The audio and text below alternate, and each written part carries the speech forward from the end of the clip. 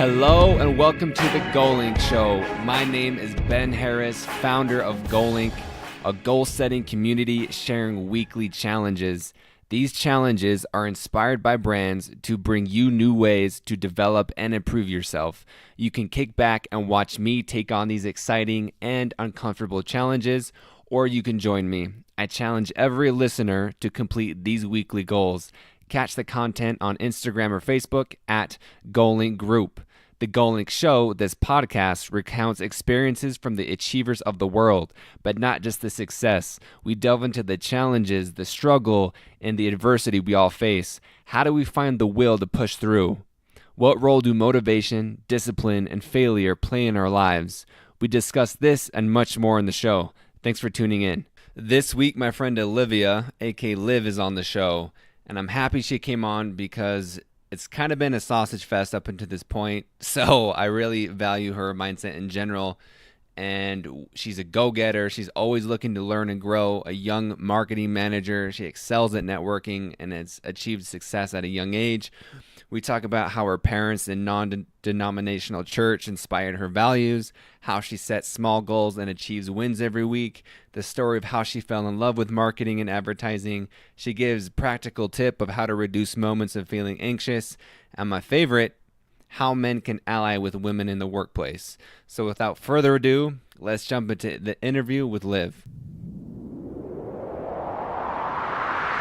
My first question for you is, because you are an achiever, like, were you always naturally ambitious?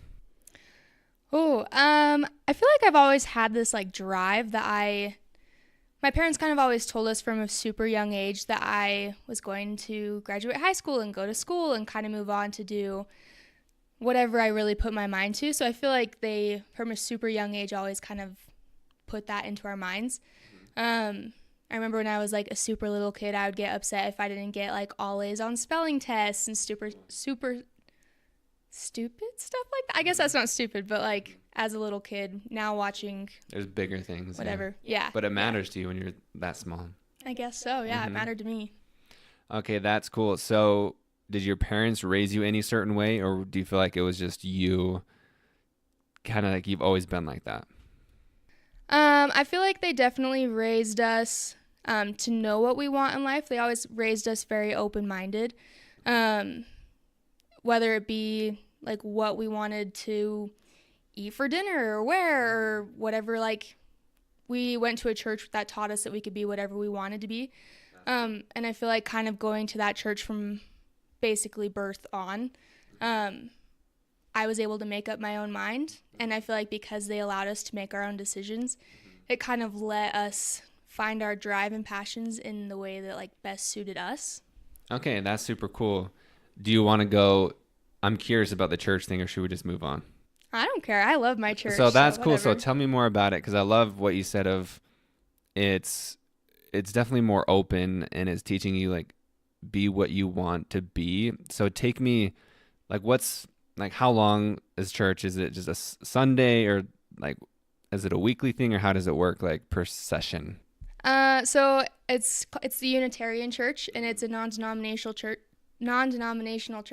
So people can go there if they're Buddhist, if they're LDS, Cool. If they're agnostic, whatever. And really the church just kind of preaches being a kind person, putting the good out into the world that you would hope to receive as a other human being on this planet. In elementary school, each grade that you're in, you learn about a different religion. So all of second grade, you learn about Judaism. Third grade, you learn about Buddhism. Fourth grade, you learn about this. So, yeah. I love that. So you really learn about different religions at the church. Yeah, and I mean, the main point of that was to kind of give you all of the tools that you need to find a successful faith, if you even want to have a faith. So, do you feel like you've taken anything from that? Do you, I'm trying to think, in your daily practice or in your daily life, do you kind of apply any of that? Do you research before you make a decision? I know that's a general practice, but has anything translated into your life now that you can think of? Yeah. A lot of people that would come to our church and that my parents surrounded us with from a super young age are people that are sometimes excluded in everyday, super normal, I mean, quote unquote normal, life, like a lot of trans people and cross dressers and all of the different things that you can be in this world that are not always accepted. So I feel like because of that and being surrounded by them, I try to live a life that's very inclusive, whether that be someone's skin tone or someone's gender, or someone's political beliefs, religion, whatever it be. It's always just been, I'm not going to say super again, very important. Okay, I like it. Who were your heroes growing up? Like, who did you look up to? My parents, and I feel like I that's love that. very cliche to say, because what kid did not look up to their parents? But There's some out there. I guess so. My mom is like such a champ. She got really sick when I was younger, but still was able to work a job and take care of kids. And it's not that my dad wasn't in our lives at all. He was, but being able to see my mom overcome those kinds of things and still be able to get stuff done. Like, she's still one of my biggest heroes to this day. So yeah, she's amazing. So Okay, I love that. And this podcast is called the Goalink Show, which is, the brand is Goalink, so we have to talk about goals. How do you, and if you do you set goals right now? I do, and I'm not a very patient person. I have such a hard time with setting things and waiting to see what's going to come from it. I really like instantaneous success and happiness. So because of that, I tend to set a lot of really small goals, whether that be like I'm 23 and noticing that I'm like starting to get wrinkles, and I'm like, You're not. Olivia, start to like take your makeup off before you go to bed every night. So whether that be making sure that I do that every night for a week, because I feel like giving yourself like a time increment makes things a little easier, or make your bed every single day because it's scientifically proven that it will make your day better.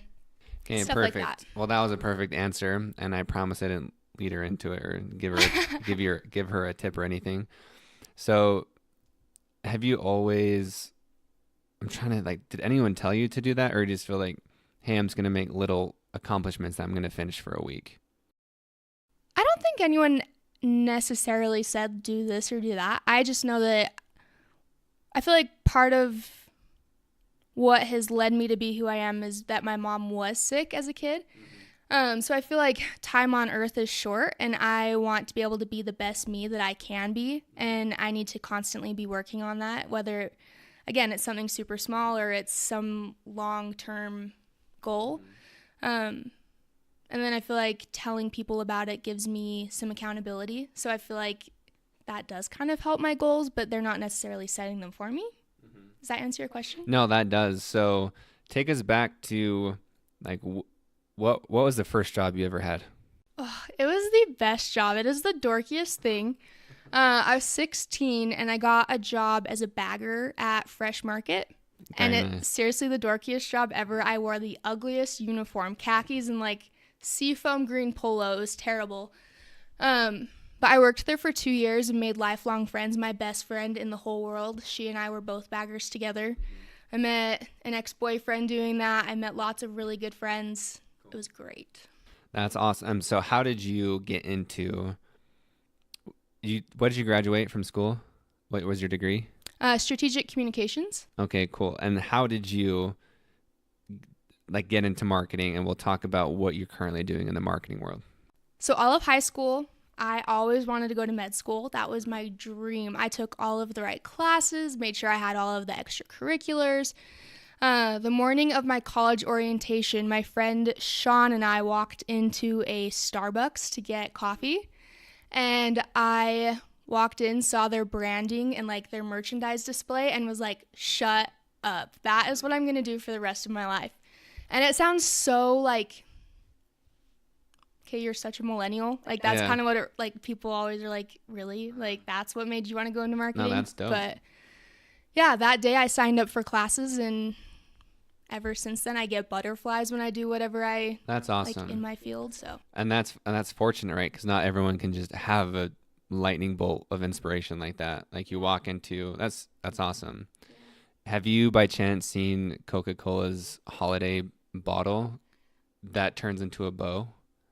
No. I'll show you after this, but essentially what it is you peel the wrapper around the bottle. Yeah. And then it has a little tab, and you just pull it, and it turns into a bow. Stop. It's super cool. My I'll show you gosh. after. Coke has genius marketing. Really, though.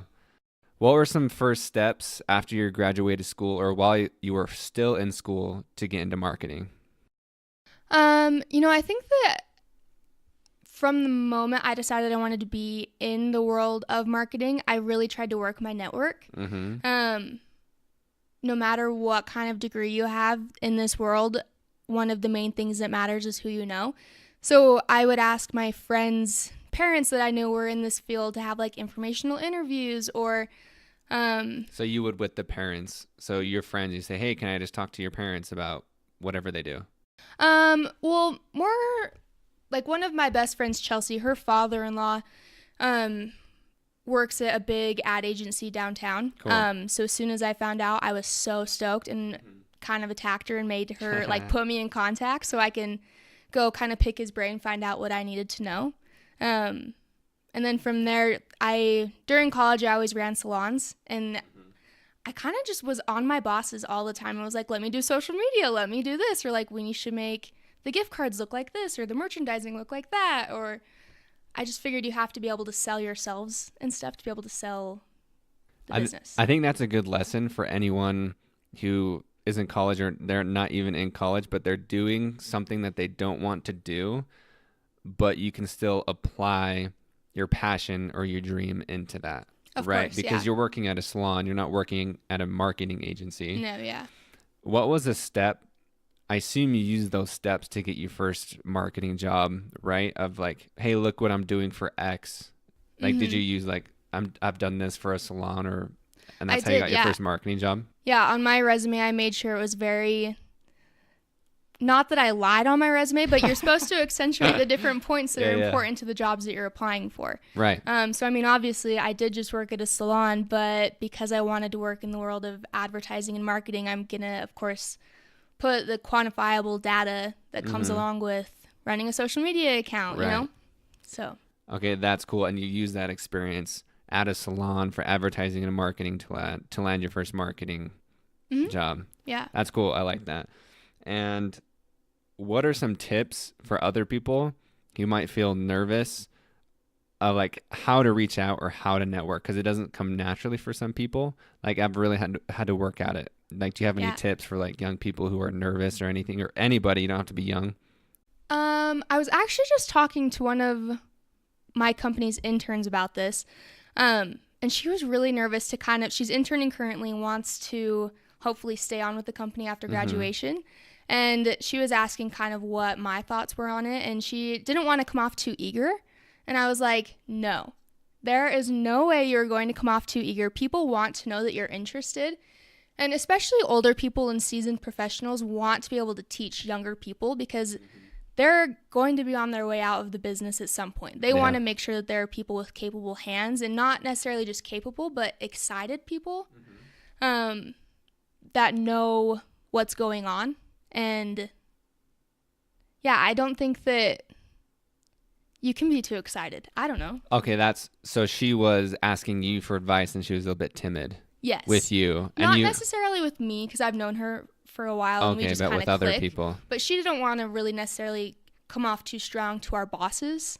Okay. So did she ask you for advice, or you just caught it and then you just offered a tip? I'm really good at giving unsolicited advice. People probably don't want to listen to it most of the time. But no, we were having a conversation kind of about what she wanted to do after school, and then asked me what she thought she asked me what I would do or what I think she should do. So. Okay, I like it. So do you have a big, well, I assume you do. What's your ultimate like big dream? If you don't have one right in the next 10, 20, 30 years, what's the next big accomplishment you're looking to achieve?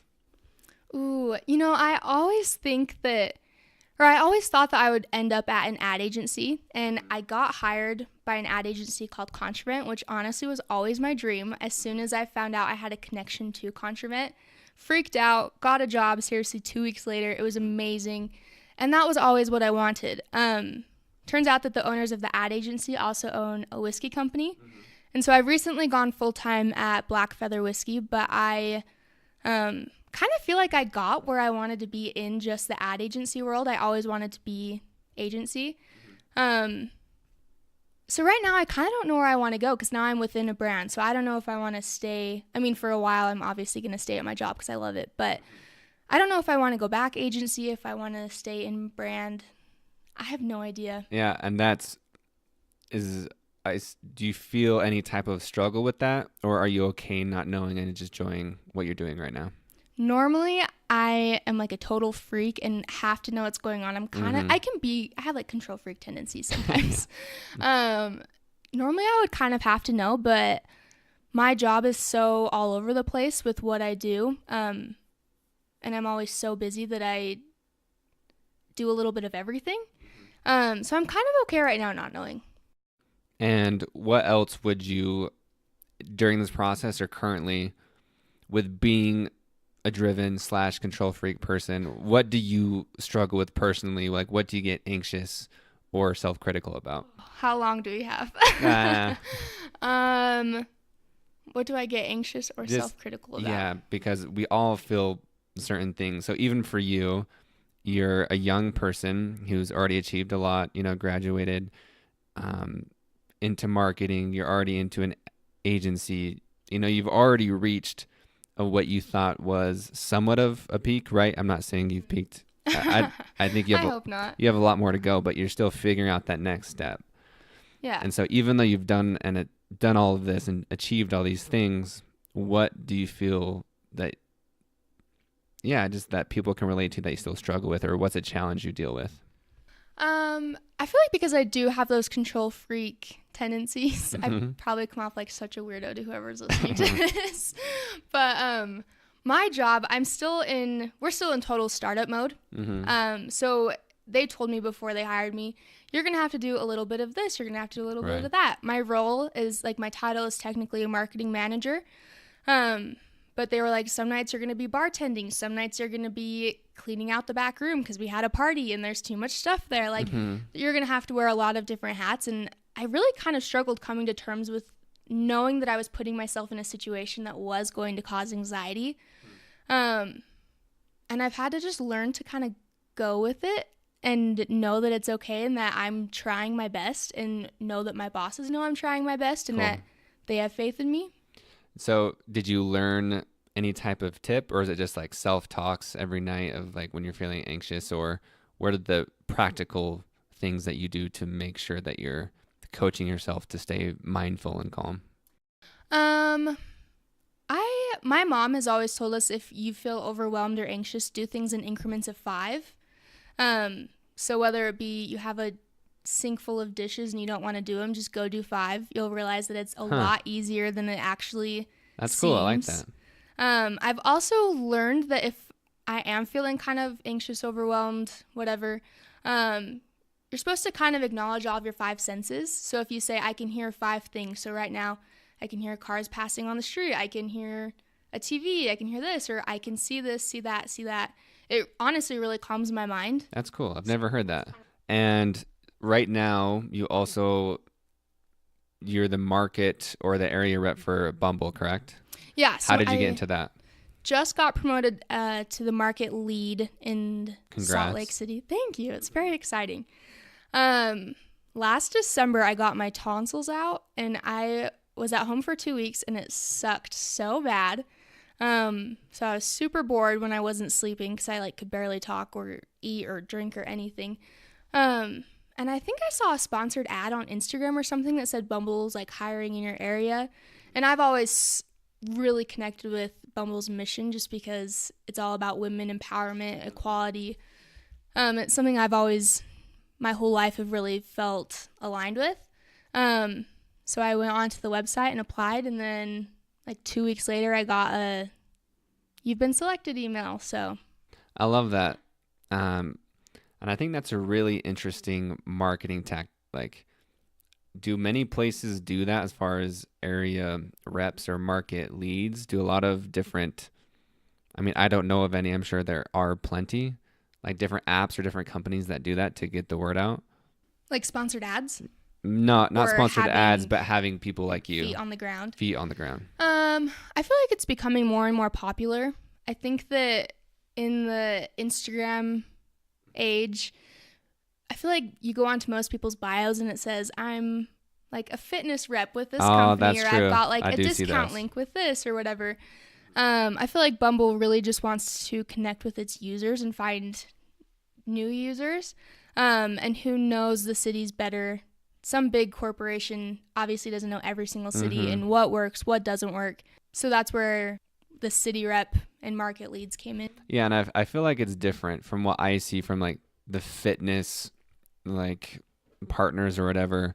I feel like watching you do these type of events, like you just did a fitness event, like it was, what was it? It was yoga, Hot yoga and spinning at right? I feel like that's different. And was it free, or was it a donation? No, or it was free. The fitness center, it's called Maven Strong. They let us kind of add on to one of their classes, and they gave out merch, cool. And it was fun. Yeah, I feel like it's different because of that, because it's more, you're building a community instead of, hey, pay me for this fit thing or listen to me. It's like, no, it's that's more true. Of a ground, like starting at the ground and you're building up. Well, and that's what Bumble's all about, is creating authentic connections. We don't want to sell things. Like, obviously we want people on our app. We want people to use it and know about us. But if people aren't going to be creating good friendships and relationships and business connections and everything, what's the point?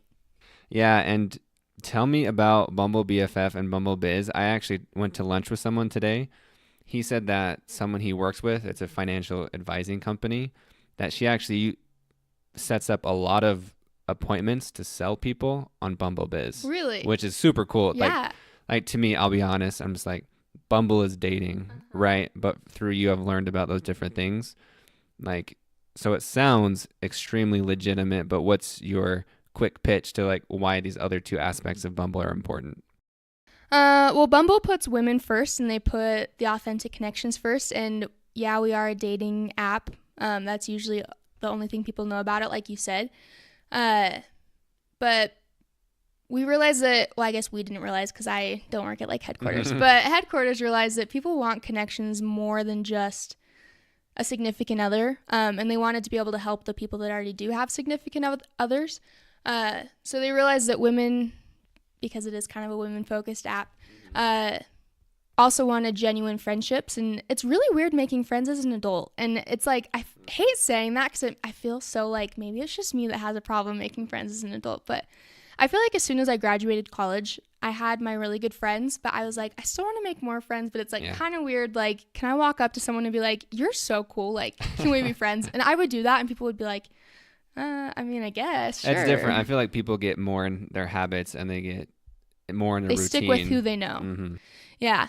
So that's why they created Bumble BFF. And then I think it's been within the last year they created Bumble Biz. They realized people also needed a way to make business connections. And like I was saying earlier, it's kind of all who you know. And whether you're finding someone that's looking to hire an employee on Bumble Biz or you're just trying to grow your network, I feel like it's a valuable tool. Okay, awesome. So I have a personal question, but I think also what other men need help with out there. Okay, what's up? So how can men support and partner with women in the business world? So I'm not saying, this is very important, I'm not saying that women need a man's help, but what's the best way that men can become an ally? Ooh, I feel like that is such a good question. And I feel like I luckily have always been in a position where my male coworkers or male bosses or whoever have always been very inclusive. That's cool though, because like, I feel like not everyone gets that. No, not everyone gets that. And I feel like we've made a lot of progress because you just said that. Yeah. And I've even asked a similar question where I work in the finance industry. I've asked, hey, like, what can I do or what can men do to become an ally? And they're like everyone here is great. Like, no one, like, we're just treated normally like equals. Like, even that question that we have to ask the question, right? It's kind of assumed that, I mean, it is, but like not equal, you know, but I think it's important to ask that question. I feel Because like there's listening. Listening. Ooh, I like it. Men, as I just cut you off, and I clearly have a hard time That's listening. funny. Men, I feel like sometimes know what they want to say. They think they know what needs to happen. I feel like it just kind of comes with this like authoritarian, I'm the man of the house. I'm going to be the hunter and the gatherer while you take care of the kids kind of thing. I think that a lot of that has changed. That's not necessarily 100% true, but I feel like it's kind of like in a man's DNA. To not immediately shut women down when they have an idea. That's cool. I like that. That's a good tip. And not only for business, but I feel in personal relationships, right? To listen, to understand, and not listen to respond. And active listening too. Active listening I is hate important. It. Growing up, my dad, he'd be like watching football. We'd ask questions, and he just wouldn't say anything, and it pisses me off. But I'm not good at that either. I'll admit. You gotta like engage. Okay, awesome. All right, so we've come to the segment in the show where it's a funny name. It's called Scroll My Soul. So what this is every day or every other day, it seems like I write an idea or inspiration note or thought in my phone. Cool. And I keep a running list and from something I learned or was inspired by. And we'll randomly scroll through. I pick something and I ask you like how it resonates with you or your reflections or thoughts on it. Cool? Yeah, sounds good. All right. So today's is you're never too young or too old, too tired or too busy. It's never too late or too hard. There's never a bad time to start. Start now and don't wait. No, I really like that. That resonates with me, I feel like, in a lot of different ways. I feel like the first one that came to mind was that in one of those informational interviews that I had, my first job, my boss almost didn't hire me because of how my resume looked, and she saw that I was just out of college, realized I was obviously like 22, 23. And inexperienced. Yes. So I was always very self-conscious of my age because I thought that I didn't have enough experience to be able to make an impact. Yeah, I felt that way too. Then in one of those informational interviews, I don't remember who it was, but I was telling them about that and kind of the insecurity that came with it, and they just laughed and they were like, that is ridiculous. Young people are what keep our industry growing and advancing. And I think that really calmed me down, and it made me a little bit more excited to be able to say, hey, yeah, I'm 23. I'm out of college for a year. I do this, I do that. But like, I still have a lot more to learn, and I'm okay with that. And it could feel the same way of you feeling too young for something. Someone might feel too old for something. Oh, for sure. Or say you're 23, you haven't gone to school yet, or you're 29 and haven't gone to school yet. Yeah. Oh, it's too late. It's never too late. It really is. Like, just start now. Yeah. Whatever it is. It gets harder when you push things off too. Yeah. It's just like, if you haven't worked out in a while or something, It's like, you can sit and think about it as much as you want, but like, just freaking go it's going to come like pound by pound or something, or like depression by depression. And like, you just need to get up and do it. And I feel like, I don't like that, why that just came to mind, probably because I was just thinking that I needed to go back to the gym, but you just got to do it. It'll be way easier once you get started. Okay, cool. So do you have any last advice or tips for anyone out there, just in general, like parting wisdom? It could be to someone specific, it could be to women, it could be to young people, or just general population out there. What would be your wisdom that you'd part on us? I think I'd have to say just believe in yourself. It's really easy to self-doubt. It's really easy to put yourself down. Like, I am the most awkward person ever, and I always say, oh, I'm so awkward, but I'm like trying to make a conscious effort not to say that, because what you say is what happens and what you end up believing. And so I think that you just need to believe in what you think and who you are, and believe in your dreams, and believe that you can get the job done. So. Okay, I love it. And it's not easy, right? No, not at all. Right. Let's be real. Like, for you, even doing this interview, it's something different that you've never done before. Yeah. But believing in yourself to, like, just do it and just give it a try. Just what you said, just do it. Just go. Yeah. And look, it worked out just fine. It did. We're okay. I made it through. I'm alive.